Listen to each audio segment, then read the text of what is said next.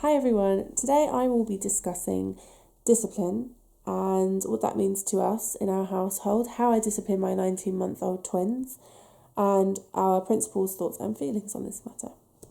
I work on a sort of a scale with my boys, so it depends on what the offence is, how it's dealt with. Minor things, one of the rages at the moment is throwing food on the floor and treading on it. For that I will explain to them, of course, that it's not okay and this, it's not what we do with food.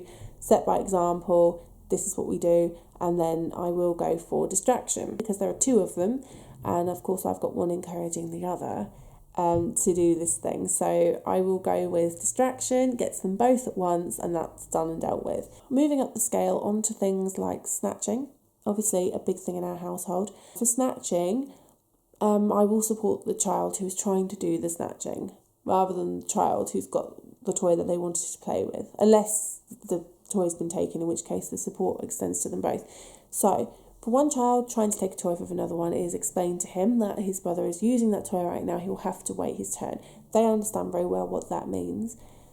If it's something that they really want and they have snatched it away, I will explain that they need to give it back. And I will ask them to do so. Now 9 times out of 10, they will actually give the toy back, and then they will come to me for a cuddle and we'll play a game, and then later on they can have that toy when the brother's finished. But the 1 time out of 10 that they refuse to give it back, I'll explain to them, if they can't do it themselves, I'm going to have to do it on their behalf. They know what that means as well. Usually they'll give it to me so I can give it back. And then again, there's a cuddle, there's support, there's distraction. Moving up the scale onto things that are a bit more violent, hitting.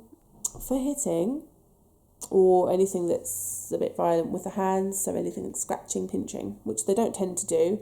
There's maybe been 1 or 2 incidences in the last half a year, but they don't really tend to do that. I have a little game I play with them for that. So I use Zaza as my example because it tends to be him. If he's hitting his brother, I'll ask him to stop. If he doesn't stop, he has to come to me and I will take his hands and we do clap, clap, pat, pat, and then touching gently. So I will take his hands and make him clap, make him pat, make him touch gently. And 95% of the time that stops the hitting and it's over and it's done then, and they get on with playing. If it doesn't stop the hitting, then I will start enforcing consequences. Moving up the scale, consequences. I operate on the principle of I say what I mean what I say, and my children know that. I like to think I deliver fair consequences, but also obvious ones. If they are throwing toys at each other or hitting each other with a toy, then I will give them one warning. I will say to them, if you do that again, I will take your toy and I will put it somewhere high, and they know exactly what that means. So if they do it again, which sometimes they do, sometimes they look at me as they do it, which I know is a boundary testing. They want to see if I'm going to deliver on my promise, which I always do. I want them to know where they stand.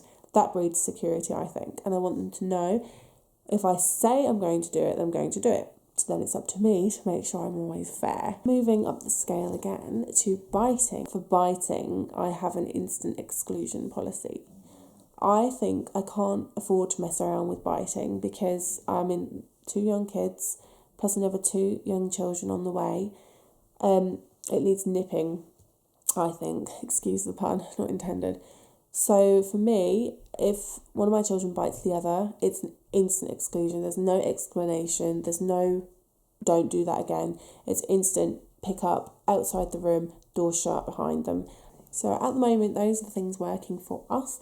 I would love to hear from you, especially if you're a mum of twins or more, but just, parents in general.